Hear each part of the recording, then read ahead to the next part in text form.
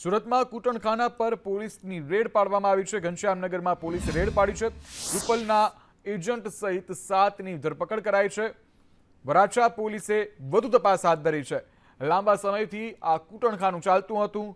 દેહ વેપાર પર પોલીસની રેડ પડાઈ છે। વરાછા પોલીસે ઘનશ્યામનગર ખાતે દરોડા પાડ્યા છે અને કૂટણખાના પર દરોડા પાડતા લાંબા સમયથી ધમધમતો હતો કૂટણખાનાનો વેપાર વેપલો ચાલતો હતો। ત્યારે રૂપલના એજન્ટ અને તેના સહિતના અન્ય 7 જેટલાની ધરપકડ કરવામાં આવી છે અને પોલીસે તેઓને દબોચી અને વધુ તપાસ હાથ ધરી છે।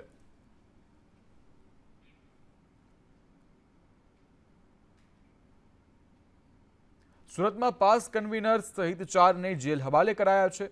મુદ્દત પર હાજર ન થતા કોર્ટે કાર્યવાહી કરી છે। ધાર્મિક માલવિયા સહિત 4ને જેલ મોકલવામાં આવ્યા છે। માલવિયા ઉપરાંત નિકુંજ કાકડિયાને જેલ મોકલવામાં આવ્યા છે। જય અખાજા, કિશન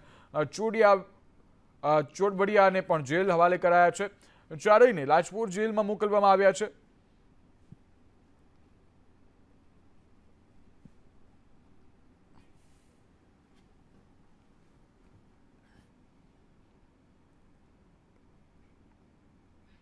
રસ્તા પર જવું હવે કદાચ હાથમાં જીવ લઈને જવું સમાન થયું છે, કારણ કે અકસ્માતોની એટલી વણઝારો છે કે જે લાંબી છે। પેટલાદમાં રેલવે ફાટક પર બોલેરો ગાડી અથડાઈ છે। બસ સ્ટેન્ડ નજીક ફાટક પર ગાડી અથડાઈ છે। સાંજના સમયે ટ્રેન આવતા ફાટક બંધ હતો। ગાડી અથડાતા ફાટકનો એક પોલ તૂટી ગયો છે। અકસ્માતથી વાહનોની લાંબી કતારો લાગી છે, જ્યારે અન્ય વાહનોને પણ અકસ્માત નડતા બચ્યો છે। જ્યારે પેટલાદની આ ઘટના છે। બસ સ્ટેન્ડ નજીક રેલવે ફાટકે બોલેરો ગાડી અથડાઈ છે। સાંજના સમયનો આ મુદ્દો છે જે સામે આવી રહ્યો છે। ટ્રેન આવતા ફાટક બંધ હતી અને ફાટક બંધ હોતા બોલેરો ગાડીવાળા ચાલકના સ્ટેરિંગ પરથી કાબુ ગુમાવ્યું કે જે કંઈ પણ ઘટના બની, જેને લઈને બોલેરો ગાડી અથડાતા ફાટક ખોલવાનો એક પુલ તૂટી ભાંગ્યો છે।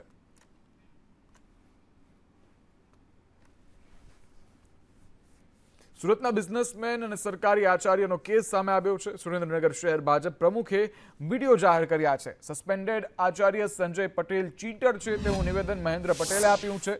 મહેન્દ્ર પટેલે વધુમાં કહ્યું કે સંજય પટેલ પાસેથી 97 લાખ લેવાના થાય છે। ચેક રિટર્નનો કેસ ફાઇલ કર્યો છે। પૂર્વ ધારાસભ્યના ભત્રીજાએ પણ ઓડિયો જાહેર કર્યો છે। સંજય પટેલે મોટો ચીટર છે તેવું નિવેદન ચંદ્રેશ પટેલ દ્વારા પણ આપવામાં આવ્યું છે। સંજય પટેલ સુરતની અમરોલીની શાળામાં આચાર્ય હતો, જ્યારે ચાલુ નોકરીએ 33 વખત તે દુબઈ ગયો હતો। સરકારે સંજય પટેલને નોકરીમાંથી સસ્પેન્ડ કર્યો હતો। જો કે તેને લઈને હાલ હવે વાર પ્રહાર જોવા મળી રહ્યા છે। આ સંજય પટેલ એ ખરેખર બહુ ફ્રોડ છે। ગવર્મેન્ટ નોકરી કરતો હોવા છતાં પણ જો આ પ્રકારનું એનું વર્તન હોય, આ પ્રકારનો એનો વ્યવહાર હોય અને લોકોના પૈસા ડૂબાડવાની જેની નીતિ છે, તો મારા પૈસા પણ 97 લાખ રૂપિયા મારો ચેક રિટર્ન થયો છે।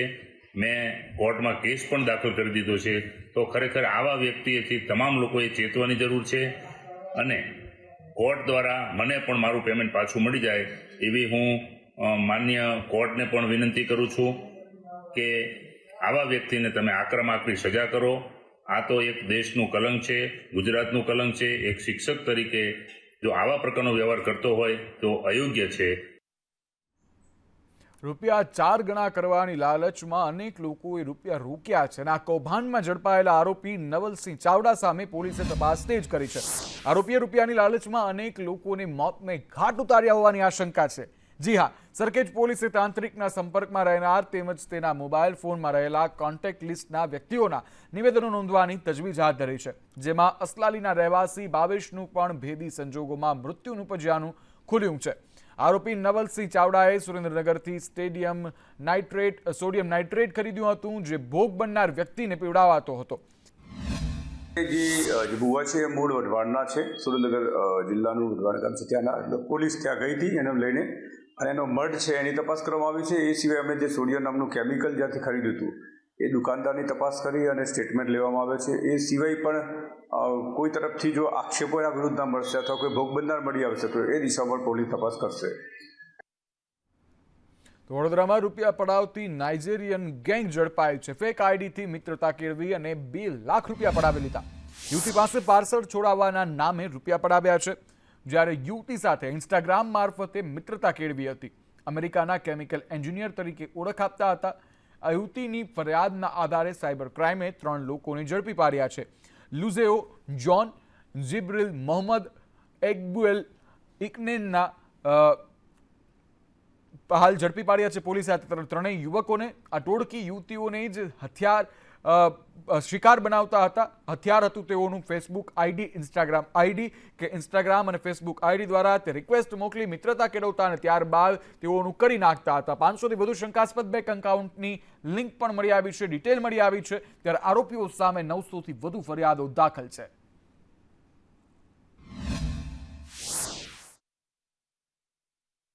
ઇન્સ્ટાગ્રામના માધ્યમથી તેઓએ ભોગ બનનારનો સંપર્ક કરેલ. આરોપીઓ મૂળ નાઇજીરિયાના છે. ક્યાંથી ચલાવતા હતા મિત્રો? કઈ જગ્યાએ ચલાવતા? દિલ્હી ખાતે રહીને એ લોકો નેટવર્ક ચલાવતા હતા અને એમના ફોનમાંથી બીજી પણ ડિટેલ્સ મળી છે, જેમાં ઇન્ડિયાના અને અમુક નાગરિકો બહારના પણ ભોગ બનનાર હોય તેવી શક્યતા છે. કેટલો આ મોટો ફ્રોડ હશે? કેટલા કરોડનો અંદાજ છે? પ્રાથમિક તપાસમાં 15 કરોડથી વધુનો ફ્રોડ હોવાની શક્યતા છે, જેની વધુ તપાસ જારી છે. તો સુરતમાં બોગસ ડોક્ટર ઝડપાયો અને તેને મુદ્દે હવે રાજકારણ ગરમાયું છે. ગૃહમંત્રીના નિવેદન બાદ કોંગ્રેસ મેદાનમાં ઉતર્યું છે. રશેશ ગુજરાતી કોંગ્રેસ સાથે જોડાયા હોવાનો ઇનકાર કર્યો છે. ગૃહમંત્રીએ રશેશ મહેતા કોંગ્રેસનો હોવાનું જણાવ્યું હતું, જ્યારે ડોક્ટર રશેશ અને ડોક્ટર રાવતનો ભાજપ સાથે સંબંધ હોવાનું હવે કોંગ્રેસે નિવેદન આપ્યું છે. કોંગ્રેસે કહ્યું કે ગૃહ રાજ્યમંત્રી હર્ષ સંઘવીનું નિવેદન હાસ્યાસ્પદ છે. 3 ડોક્ટર રિમાન્ડ હેઠળ છે, તેમનું સરઘસ કાઢો. સુરતમાં બોગસ ડોક્ટર મુદ્દે હવે આ રાજકારણ જે છે તે શરૂ થયું છે. એક તરફ ગૃહ રાજ્યમંત્રી હર્ષ સંઘવીએ નિવેદન આપ્યા અને પ્રહાર કર્યા, તો બીજી તરફ હવે કોંગ્રેસ પણ પાછી પાની નથી કરી રહી. તેઓએ પણ નિવેદન આપ્યા છે અને તેઓએ કહ્યું કે આ 3 ડોક્ટરો જે છે તે ભારતીય જનતા પાર્ટી સાથે જોડાયેલા છે. કે આજે જ્યારે ગૃહ રાજ્યમંત્રી શ્રી હર્ષ સંઘવીજીએ જે બોગસ ડોક્ટરો બાબતે સીધો કોંગ્રેસ પર આક્ષેપ કર્યો, એ અમને ખૂબ હાસ્યાસ્પદ જણાયું. એ રાજ્યના ગૃહ રાજ્યમંત્રી છે, બહુ જવાબદાર વ્યક્તિ છે. એ કોઈ ભાજપ, સુરત શહેર ભાજપ સંગઠનના પ્રવક્તા નથી. કારણ કે રશેશ ગુજરાતી ક્યારેય કોંગ્રેસના હતા જ નહીં. ડૉક્ટર રવિન્દ્ર પાટીલ, જે માજી મેયર સુરત મહાનગરપાલિકાના હતા ભારતીય જનતા પાર્ટીના, એ કોંગ્રેસમાં થોડા સમય માટે આવ્યા હતા. તો ભાઈ હર્ષ સંઘવી, તમે આવા રશેશ ગુજરાતી જેવા ઊંટ વેદનાઓ ઘોડા કાઢો કે જે રાજ્યના શહેરના નાગરિકોના આરોગ્યને જોખમમાં મૂકી રહ્યા છે. અને જો 2019માં માણસ કોંગ્રેસમાં તો ત્યારે તો એવી રીતે વિવાદમાં આવ્યો નથી. 5 વર્ષ થઈ ગયા, તમને 3 વર્ષ ગૃહમંત્રી તરીકે થયા, તમે સુરતના છો, એ સુરતમાં છે, તો તમને 3 વર્ષ સુધી તમને બાતમી ના મળી, માહિતી ના મળી કે આવી રીતે બોગસ ડોક્ટરોનો રાફડો ફાટી રહ્યો છે. આવતીકાલે બનાસ બેંકના ચેરમેન અને વાઇસ ચેરમેનની ચૂંટણી છે. ભાજપના પ્રદેશ ઉપપ્રમુખ સેન્સ લેવા માટે પહોંચી ચૂક્યા છે. ઉપપ્રમુખ કૌશલ્ય કુંવરબાસ સેન્સ લેવા માટે પહોંચ્યા છે. પાલનપુરના ચડોતરમાં 18 ડિરેક્ટરોની સેન્સ પ્રક્રિયા યોજાઈ. 2.5 વર્ષ અગાઉ ભાજપે અણતા પટેલને મેન્ડેટ આપ્યા હતા. 4 માસ પહેલા સૌસી પટેલનો પણ ચેરમેન બનાવાયા હતા. સૌસી પટેલને પણ ચેરમેન બનાવાયા હતા. ત્યારે વિવાદોને કારણે 4 મહિનાથી ચૂંટણી નથી થઈ. શંકર ચૌધરીના માનીતા પિલિયાતર ચેરમેન પદની રેસમાં છે. ત્યારે બનાસકાંઠામાં હાલ રાજકારણ જે છે તે ગરમાયું છે. વાવ બાદ હવે બનાસકાંઠાની બનાસ બેંકને લઈ અને રાજકારણ ગરમાયું છે અને તેમાં સૌ કોઈની નજર છે. ચેરમેનની ચૂંટણી યોજાશે, ત્યારે વાવ બાદ હવે આ બનાસ પર સૌની નજર છે અને ચેરમેન અને વાઇસ ચેરમેનની ચૂંટણીની સેન્સ પ્રક્રિયા માટે ભાજપ પ્રદેશ ઉપપ્રમુખ કૌશલ્ય કુંવરબાસ સેન્સ લેવા માટે પહોંચ્યા છે.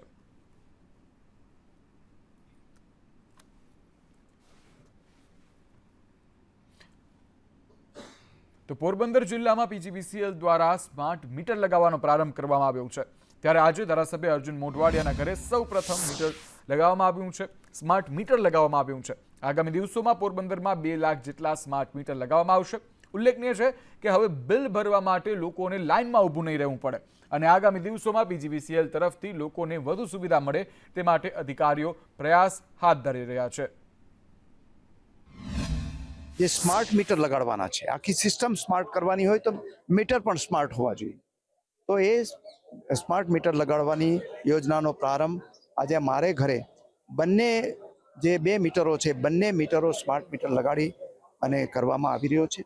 એ પછી પોરબંદરના દરેક ઘરોની અંદર પણ આ સ્માર્ટ મીટર લાગશે અને એને કારણે જે એઆઈ સહિતની જે આપણે જે સ્માર્ટ સુવિધાઓ છે, એ સુવિધાઓ પણ આપણા ઘરોમાં ઉપલબ્ધ થવાની છે. એ બધી ભ્રાંતિઓ હોય છે કે વીજ બિલ વધુ હોય. એકચ્યુઅલી એવું કંઈ હોતું નથી. સ્માર્ટ મીટર અને પેલું આપણું જૂનું મીટર, એ બંને સરખા જ મીટર, એ સેમ મીટર છે. ફક્ત એક જે એમાં ડિફરન્સ છે એ છે કોમ્યુનિકેશન ડિવાઇસ. જેના થકી આપણે આપણા મોબાઈલ ઉપર જે વીજ વપરાશ છે રિયલ ટાઈમ એનું મોનિટરિંગ કરીએ છીએ અને એનાથી આપણે ઘણા બધા આપણને ફાયદાઓ છે જેમ કે આપણે 2 મહિનાના અંતે આપણને વીજ બિલ મળતું હતું. હવે આપણે રોજેરોજ ખબર પડશે કે આપણે કેટલું વીજ બિલ આવે છે અને આપણે એમાંથી એનર્જી કન્ઝર્વેશન કરી અને વપરાશ ઘટાડી શકીએ અને પેમેન્ટ આપણે ઘરે બેઠા પણ કરી શકીએ. આપણે કોઈ લાઇનમાં ઊભું રહેવાની જરૂર નથી. આગળ વાત કરવી છે રોડ રસ્તાને લઈને કે નસવાડીમાં રોડની ગુણવત્તાને લઈને હવે સવાલ ઉઠ્યા છે. નસવાડીથી કલેડિયા જવાનું રોડની કામગીરી ચાલી રહી છે. અંદાજે 1.5 કરોડના ખર્ચે આ રોડ બની રહ્યો છે. રાજકોટની વિશ્વાસ એજન્સીને આ ટેન્ડર મળ્યું છે. રોડની કામગીરી દરમિયાન કોઈ ઇજનેર હાજર નથી હોવાનું જોવા મળી રહ્યું છે. મજૂરોના ભરોસે રોડની કામગીરી થઈ રહી છે. ગટરના પાણી ઉભરાવા છતાં કામગીરી ચાલુ છે. ઉતાવળે રોડનું કામ પૂર્ણ કરવામાં ગુણવત્તાની અનદેખી થતી હોય તેવું જોવા મળી રહ્યું છે. છોટાઉદેપુર નસવાડી ટાઉનમાં રાત્રિના આરસીસી રોડનું કામ ચાલુ હોય જેને લઈને સ્થાનિકો કામગીરીની ગુણવત્તાને લઈ અને રોષ વ્યક્ત કરી રહ્યા છે.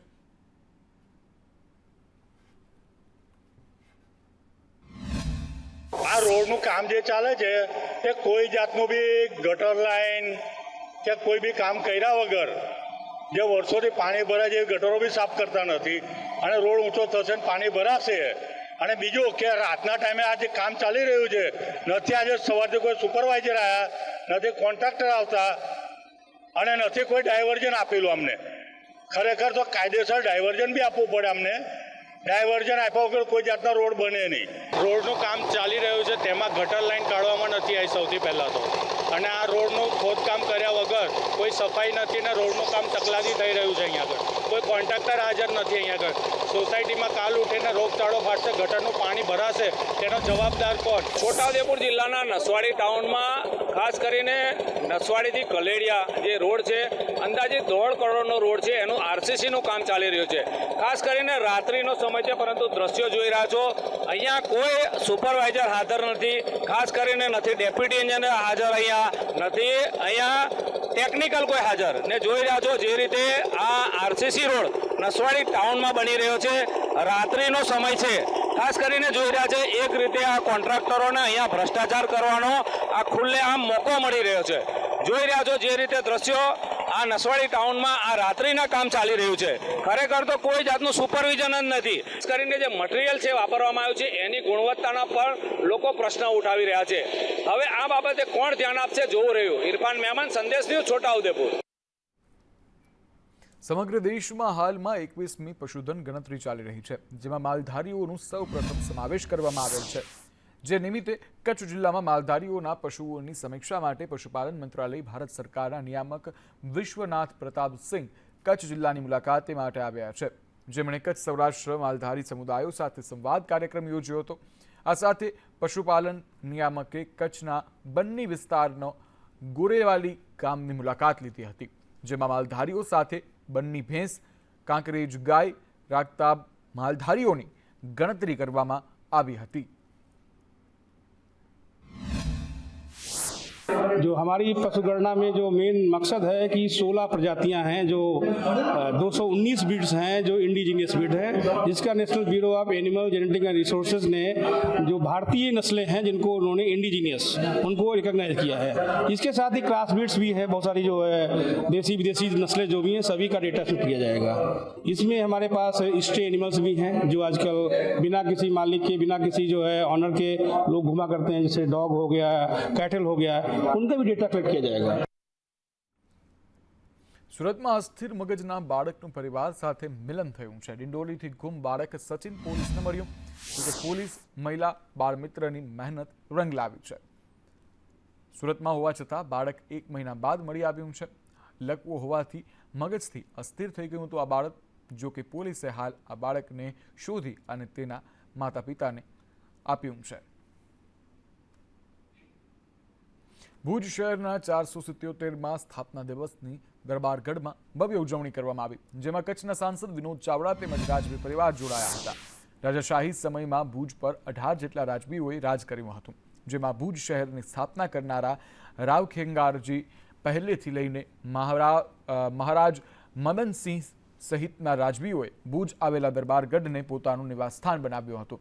દર વર્ષની જેમ આ વર્ષે પણ ભુજ શહેરના સ્થાપના દિવસે નગરપાલિકા પ્રમુખના હસ્તે ખીલી પૂજન વિધિ કરવામાં આવી હતી. રાજાશાહી સમયમાં કચ્છના મહારાજાના હસ્તે ખીલી પૂજન વિધિ કરવામાં આવતી હતી.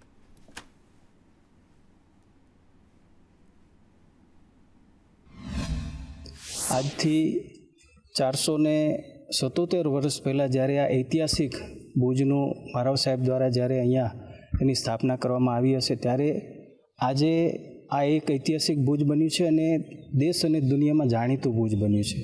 દરેક લોકોનો સહયોગ મળ્યો છે.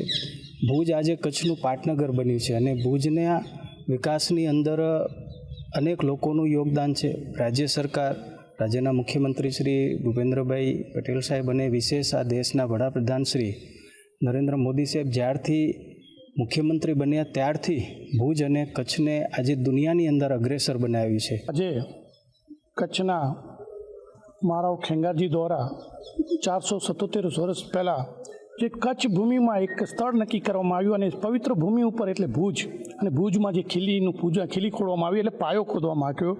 એ પાયાની પરંપરા આજે 477 વર્ષથી આ પરંપરા હાલી આવે છે અને અહીંયા પૂજા અર્ચના થાય છે. ખાસ કરીને રાજાશાહી હતી ત્યારે રાજવી પરિવાર દ્વારા પૂજા અર્ચના કરવામાં આવતી અને હાલમાં લોકશાહી છે ત્યારે પણ આ પરંપરા નિભાવવામાં આવે છે. રાજ પરિવાર અને લોકશાહીના પ્રતિનિધિ દ્વારા આ પૂજા અર્ચના કરવામાં આવે છે.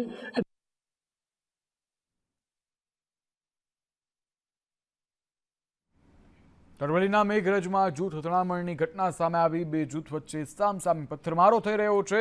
ધાર્મિક સ્થાન પર પથ્થરમારાથી અફરાતફરી જોવા મળી રહી છે. બંને જૂથના લોકોને પથ્થરમારાથી ઈજાઓ પહોંચી છે. જિલ્લા પોલીસ વડા હાલ ઘટના સ્થળે પહોંચ્યા છે. જિલ્લાભરમાંથી પોલીસનો કાફલો ગણકી દેવાયો છે. અરવલ્લીમાં જ્યારે મેઘરજમાં જૂથ અથડામણમાં થયો છે, જેમાં બે જૂથ વચ્ચે સામસામે પથ્થરમારો થયો છે. મેઘરજ નગરમાં લોકોના ટોળે ટોળા ઉમટી પડ્યા છે. ધાર્મિક સ્થાન પાસે એકાએક પથ્થરમારાથી અફરાતફરી જોવા મળી છે. જિલ્લાભરમાંથી પોલીસ મેઘરજમાં ખડકી દેવાય છે. બંને જૂથના લોકોને પથ્થરથી નાની મોટી ઈજાઓ પણ પહોંચી છે. જ્યારે જિલ્લા પોલીસ વડા સહિતની ટીમ ઘટના સ્થળે હાલ પહોંચી ચૂકી છે. જૂથ અથડામણનું ચોક્કસ કારણ હજુ સુધી જાણી નથી શકાયું, જ્યારે હાલ પોલીસ પોતાની કાર્યવાહી કરી રહી છે. તો બે જૂથ વચ્ચે સામસામે પથ્થરમારો થયો છે. આ શાંતિના દુશ્મનો કોણ છે તેના વિશે હજી કોઈ માહિતી સામે નથી આવી. હાલ તપાસ કરવામાં આવી રહી છે પોલીસ દ્વારા. ત્યારે ધાર્મિક સ્થાન પાસે પથ્થરમારીથી અફરાતફરી થઈ છે. ત્યારે ધાર્મિક સ્થાન પર પથ્થરમારો થયો હતો. બંને જૂથના લોકોએ એકબીજાને પથ્થર માર્યા હતા. જ્યારે રાતના અરવલ્લીમાં શાંતિ દોહડવાનો પ્રયાસ કરવામાં આવ્યો છે મેઘરજમાં, કે જ્યાં બે જૂથ વચ્ચે અથડામણ થઈ છે. કયા કારણોસર થઈ છે, કોના દ્વારા કરવામાં આવી છે, કોને ઉશ્કેર્યા છે, તે સમગ્ર મામલે હાલ પોલીસ કાર્યવાહી કરી રહી છે, તપાસ કરી રહી છે. જો કે હાલ સમગ્ર જિલ્લાનો કાફલો જે છે તે મેઘરજમાં ગોઠવી દેવામાં આવ્યો છે. ધાર્મિક સ્થાન પાસે પથ્થરમારાથી હાલ અફરાતફરી જોવા મળી રહી છે. સમગ્ર મેઘરજ જે છે તે હાલ ઓહાપો મચ્યો છે. મેઘરજમાં બંને જૂથના લોકોને પથ્થરમારાથી ઈજાઓ પહોંચી છે. જિલ્લા પોલીસ વડા પણ હાલ ઘટના સ્થળે પહોંચી ગયા છે. જિલ્લાભરમાંથી પોલીસનો સમગ્ર કાફલો જે છે તે ખડકી દેવાયો છે અરવલ્લીના મેઘરજમાં, જ્યાં જૂથ અથડામણની ઘટના સામે આવી છે.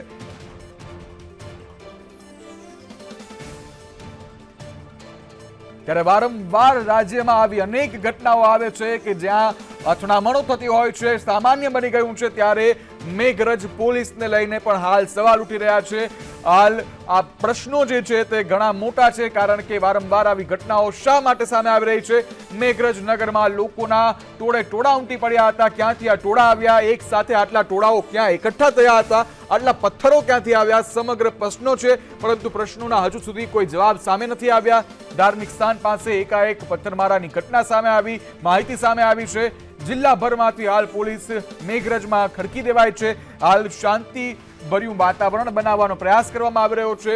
જો કે હાલ પોલીસને જે છે તે ખડકી દેવામાં આવી છે, પરંતુ સવાલો અનેક છે કે આટલા પથ્થરો ક્યાંથી આવ્યા, આટલા ટોળાઓ ક્યાંથી આવ્યા. શું આ સમગ્ર બાબતને લઈને પોલીસ અજાણ હતી? શું પોલીસ અંધારામાં હતી કે પોતાની કાર્યવાહીમાં પોલીસ ઊણી ન ઉતરી? કારણ કે જિલ્લા પોલીસ વડા હવે ઘટના સ્થળે પહોંચ્યા છે. જો કે આવી ઘટના બની શા માટે તે પણ એક પ્રશ્ન છે. આ શાંતિના દુશ્મનો વિશે હજુ સુધી કોઈ અતોપતો નથી. પોલીસ પણ હજી સુધી બેખબર છે. ત્યારે બે જૂથ વચ્ચે અથડામણ થયું છે તેટલી માહિતી સામે આવી રહી છે. અરવલ્લીના મેઘરજની ઘટના છે, જ્યાં હાલ પોલીસનો કાફલો ખડકી દેવામાં આવ્યો છે અને બંને જૂથ વચ્ચે મારામારી થતા ઈજાગ્રસ્ત પણ થયા છે અનેક લોકો. જો કે હાલ મોટા ટોળાઓ જે છે તે ઉમટી પડ્યા હતા, પથ્થરમારો કરવામાં આવ્યો હતો. આજુબાજુમાં અનેક આસપાસની વસ્તુઓમાં નુકસાન થયું છે, વાહનોમાં પણ નુકસાન થવાની સંભાવનાઓ છે. ત્યારે બંને જૂથના લોકોને પથ્થરમારાથી ઈજાઓ પહોંચી છે. હાલ હજુ સુધી આ પથ્થરમારાને લઈને કોઈ યુવકની કે જે ટોળામાંથી કોઈની ઓળખાણ નથી થઈ કે કોના દ્વારા પથ્થરમારો કરવામાં આવ્યો હતો અને કોણ પથ્થરમારામાં જોડાયેલું હતું. Welcome back. સમાચારોમાં આગળ નજર કરીએ તો બિલીમોરામાં દેરાસરમાંથી મૂર્તિ ચોરી થઈ હતી. રોકડ પણ ચોરી થવાની ઘટના સામે આવી હતી, જ્યારે પોલીસે મુદ્દામાલ સાથે 3 આરોપીની ધરપકડ કરી છે. 2 ચોરને કાલુપુર સ્ટેશનથી ઝડપી પાડવામાં આવ્યા છે, જ્યારે એક આરોપી વેસ્ટ બંગાળથી ઝડપાયો છે. ચોરાયેલી મૂર્તિને હર્ષ સંઘવીએ મંદિરને પરત કરી છે. તેરા તુજકો અર્પણ કાર્યક્રમમાં આ મૂર્તિ અર્પણ કરાઈ છે, જ્યારે પંચધાતુની મૂર્તિ છે. 4.50 કિલો ચાંદીની ચોરી થઈ હતી. નવસારી પોલીસે આરોપીઓને 16 દિવસમાં ઝડપી પાડ્યા, જ્યારે મંદિરમાં ચોરી કરનારને છોડવામાં નહીં આવે તેવું નિવેદન પણ હર્ષ સંઘવીએ આપ્યું. ત્યારે મૂર્તિ બાંગ્લાદેશ ગઈ હોત તો પણ પાછી લઈ આવત તેવું સંઘવીએ નિવેદન આપ્યું છે. રાજ્યના પ્રત્યેક નાગરિકોને એમની ચોરાયેલી વસ્તુઓ દેરાસર હોય, મંદિર હોય, કોઈ ધાર્મિક સ્થાન હોય કે કોઈના ઘરમાંથી ચોરી થઈ ગઈ તો ચોરી થયેલા મુદ્દામાલ ચોરોને પકડીને ફરી જે કોઈ એના હકદાર છે એને પાછો અપાવવાનો કાર્યક્રમનું નામ એટલે કે ગુજરાતના મુખ્યમંત્રી શ્રી ભૂપેન્દ્રભાઈ પટેલના માર્ગદર્શનમાં ચાલતો તેરા તુજકો અર્પણ કાર્યક્રમ. ઓનલાઈન ગેમલિંગ ગેમ અંગે જાહેર હિતની અરજી કરાઈ છે. ઓનલાઈન જુગાર રમાડતી ગેમ પર પ્રતિબંધની માંગ કરાઈ છે. અરજદારનું કહેવું છે કે આ સટ્ટો કે સ્કિલ ગેમ તેની પર સ્પષ્ટતાની જરૂર છે. ગેમમાં રાતોરાત પૈસાદાર થવાની લાલચ અપાય છે. 3 જાન્યુઆરીએ હાઈકોર્ટમાં સુનાવણી થશે, ત્યારે સગીરે મોબાઈલમાં ગેમમાં 1 લાખ ગુમાવ્યા હતા. પોલીસ ફરિયાદ થતાં પુત્રની કરતૂતની માતાને જાણ થઈ હતી. ત્યારે ઓનલાઈન ગેમલિંગ ગેમ્સને લઈ હાઈકોર્ટમાં જાહેર હિતની અરજી કરાઈ છે. ઓનલાઈન ગેમલિંગ ગેમ્સ પર રોક લગાવવા માટે હાઈકોર્ટમાં માંગ ઉઠી છે.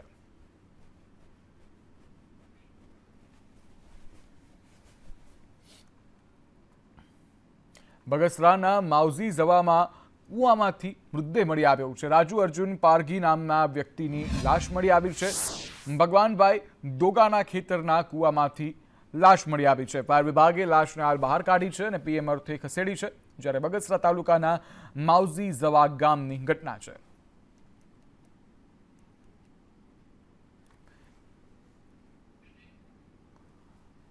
તો અમરેલીની ઘટના છે કે જ્યાં ખેતરના કૂવામાંથી મૃતદેહ મળી આવ્યો છે. જો કે હાલ ફાયરની ટીમ દ્વારા મૃતદેહને બહાર કાઢવામાં આવ્યો છે અને પોસ્ટમોર્ટમ અર્થે ખસેડવામાં આવ્યો છે.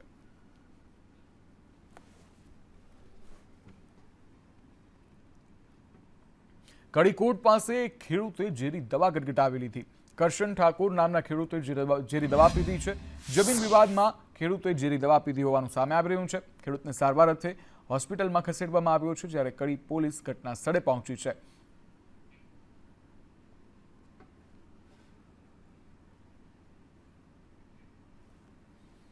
પાદરા જંબુસર હાઈવે 4 લેનનો વિવાદ ઉગ્ર બન્યો છે. ખેડૂત અને અધિકારીઓની બેઠક મળી છે.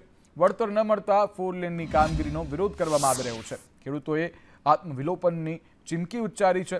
ત્યારે બેઠકમાં પ્રાંત અધિકારી અને મામલતદાર હાજર રહ્યા હતા.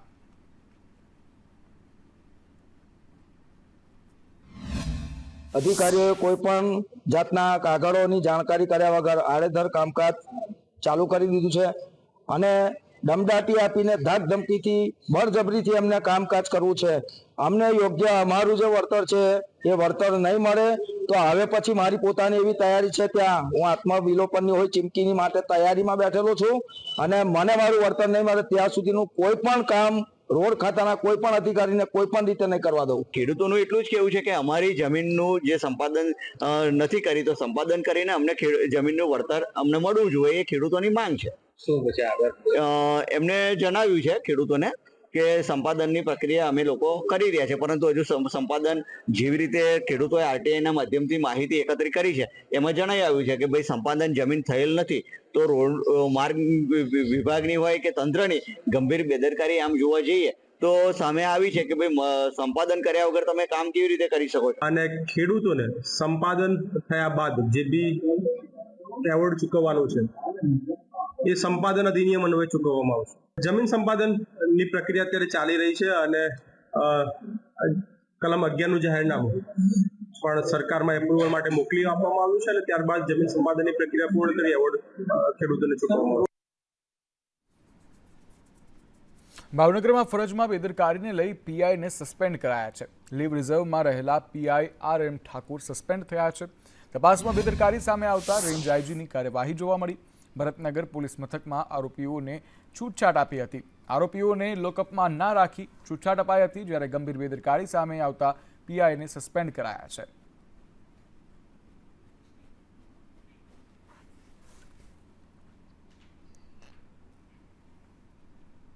તો ભાવનગરમાં લંપટ શિક્ષકની ધરપકડ કરવામાં આવી છે। 10 વર્ષની વિદ્યાર્થિનીને અડપલા કર્યા હતા। રમેશ લાઠિયાની પોક્સો હેઠળ ધરપકડ કરાઈ છે, જ્યારે લાખણકા ગામની શાળામાં તે ફરજ બજાવતો હતો અને ત્યાંની જ આ ઘટના છે। રૂમ સફાઈ કરવા બોલાવી અને વિદ્યાર્થીની 10 વર્ષની માસૂમ વિદ્યાર્થીની સાથે તેને અડપલા કર્યા હતા, જેને લઈને પોલીસે કાર્યવાહી ધરી છે અને પોક્સો હેઠળ તેની ધરપકડ કરવામાં આવી છે।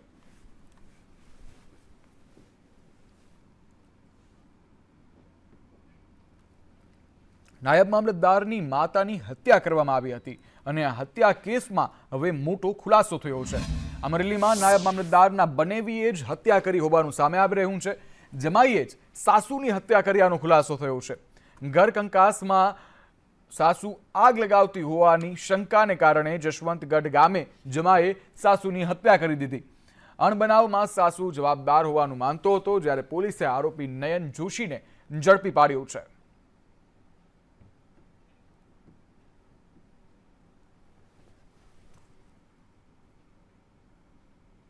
ટોરેન્ટ ગ્રુપના મહેતા પરિવાર પ્રેરિત UNM ફાઉન્ડેશનની પહેલ એવા અભિવ્યક્તિ ધ સિટી આર્ટ્સ પ્રોજેક્ટની 6ઠ્ઠી આવૃત્તિના મંચ ઉપર શુક્રવારની સાંજ એટલે કે આજ સાંજે દર્શકો માટે ભારતના વિવિધ પ્રાંતથી આવેલા કલાકારોએ રજૂઆત કરી હતી। એક સ્થળે થયેલા કલાત્મક સંગમનો એક અનોખો અનુભવ બન્યો હતો। UNM ફાઉન્ડેશનની અન્ય એક પહેલ UJAAS ઉજાસ હેઠળ એક વિશેષ વ્યવસ્થા કરવામાં આવી હતી, જેમાં શાંતિ નિકેતન વૃદ્ધાશ્રમ અડાલજ અમદાવાદના 35 રહેવાસીઓને અભિવ્યક્તિની સહેલગાહ માટે લઈ જવામાં આવ્યા હતા।